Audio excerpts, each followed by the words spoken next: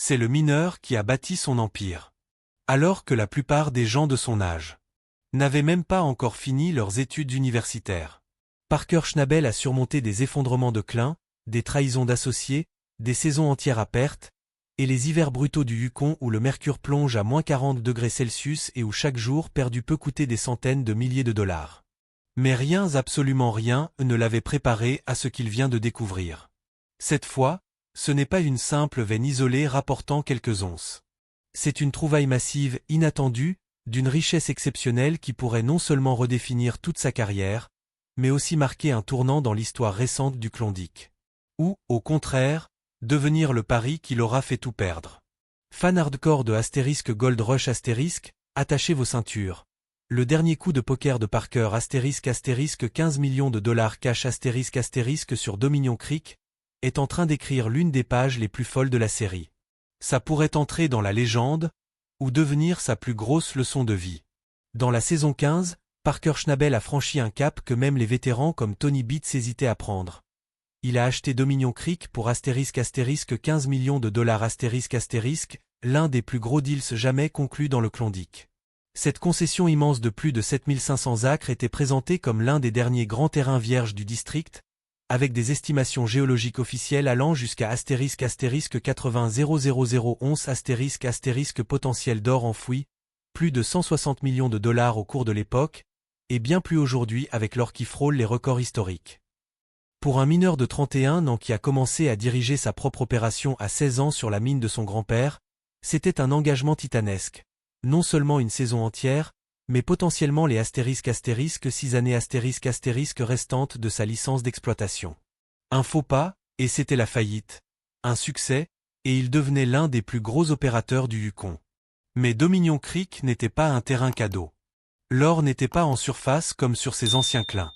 Il était enfoui à plus de * 12 mètres * de profondeur, sous des couches épaisses de pergélisol dur comme du béton armé, de gravier compact, d'argile imperméable et de déblais accumulés depuis des décennies. Extraire, ça ne consistait pas à simplement creuser et passer la terre dans une usine de lavage. Il fallait déplacer * des millions de mètres cubes * de sol gelé, brûler des * tonnes de diesel * chaque semaine, facture qui explosait à vue d'œil, investir des millions supplémentaires dans une flotte élargie d'engins lourds, excavatrices géantes, bulldozers, camions 40 tonnes, des réparations quasi quotidiennes, et une main-d'œuvre renforcée pour tenir le rythme 24 juillet. Les seuls coups de démarrage et de stripping initial pouvaient suffire à mettre à genoux n'importe quel opérateur indépendant. Même les grosses équipes tremblaient devant l'ampleur du chantier. Parker l'a avoué sans filtre dans une interview à *People *. En signant ce chèque de 15 millions, j'ai eu l'impression d'être à un vrai carrefour de ma vie.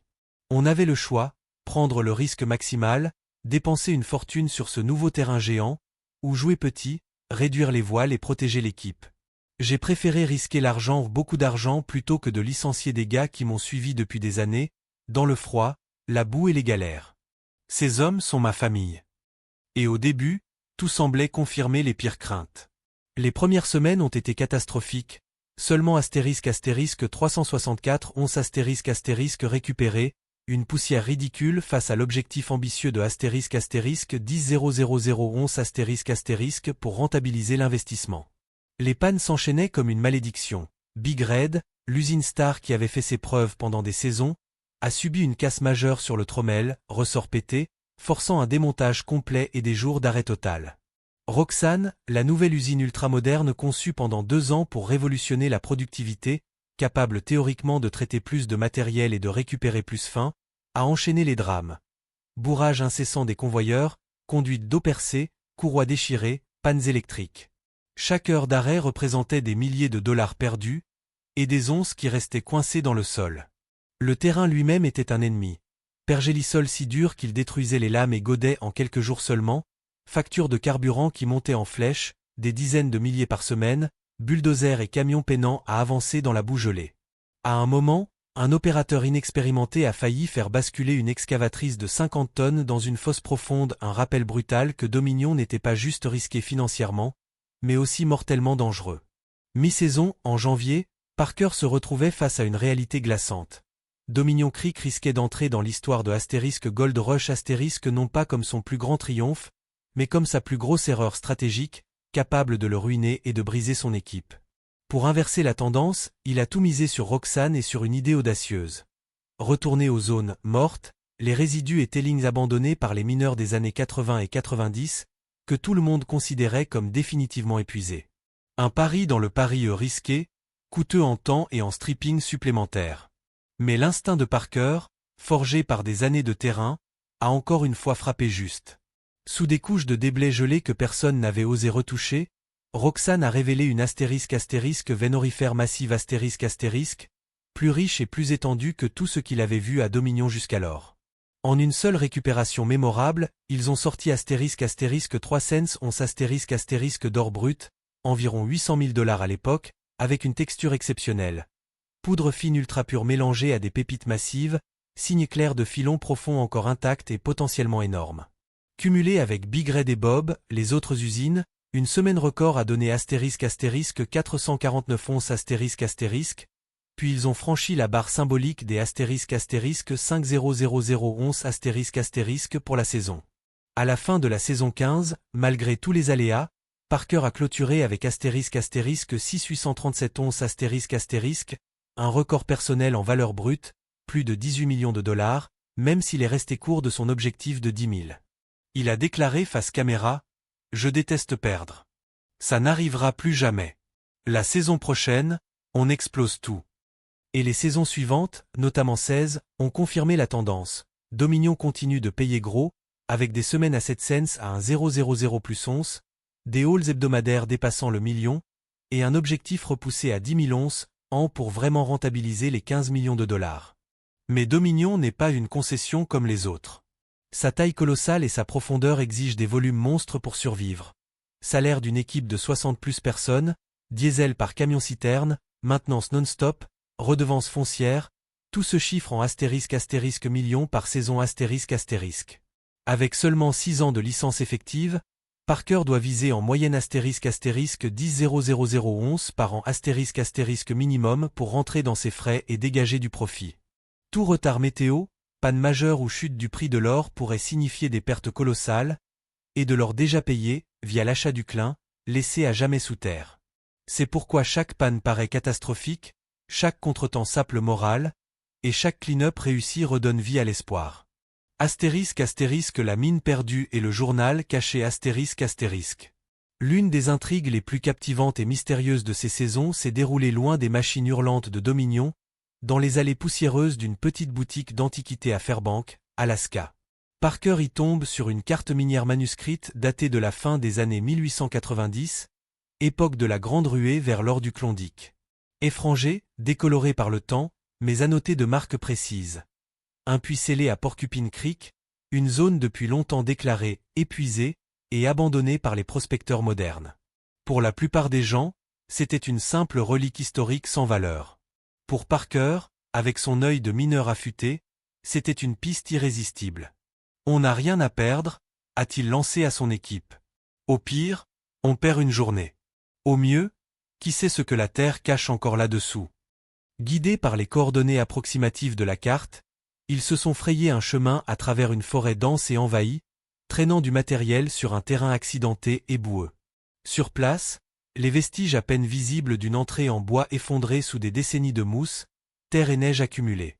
Après un dégagement prudent et risqué, ils ont révélé un puits étonnamment intact, scellé depuis plus d'un siècle.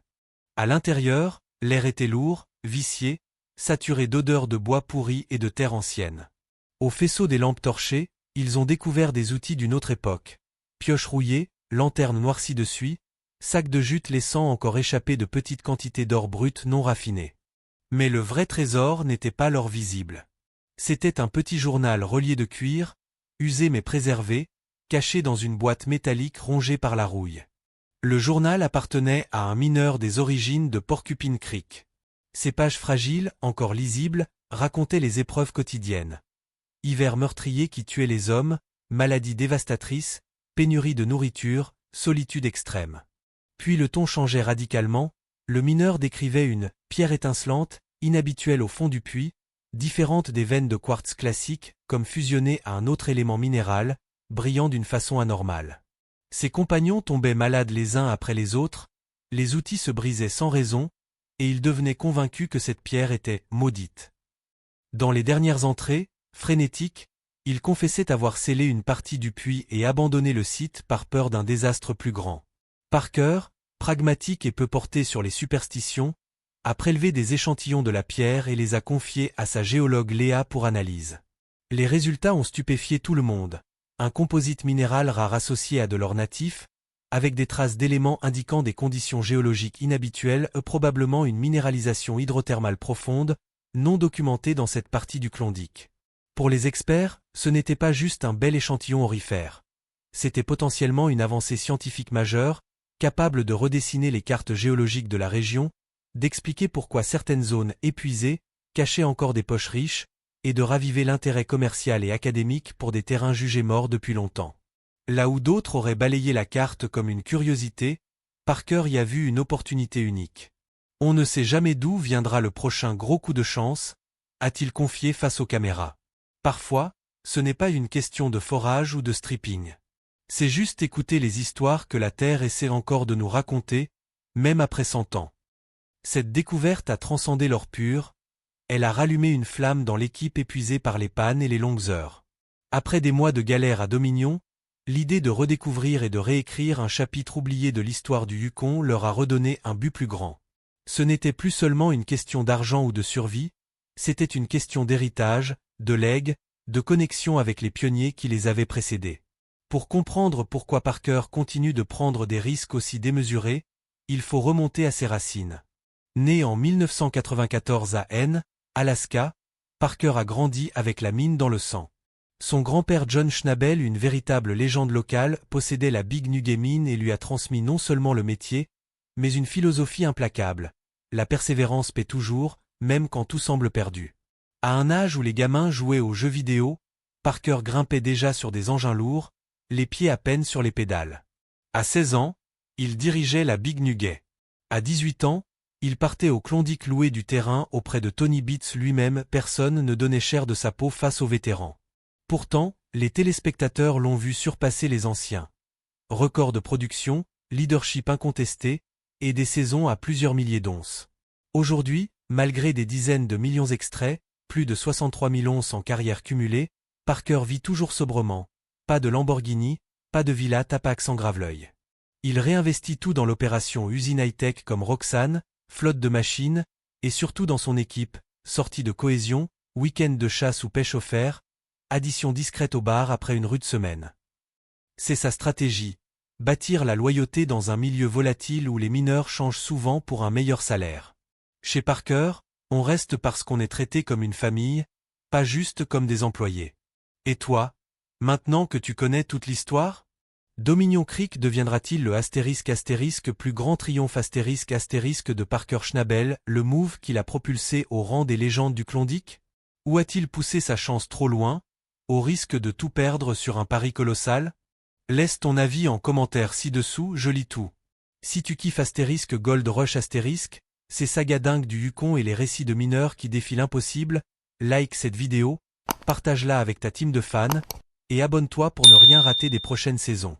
La ruée vers l'or n'est pas terminée, et l'histoire de Parker est encore loin d'être finie. Sac à argent piolet feu.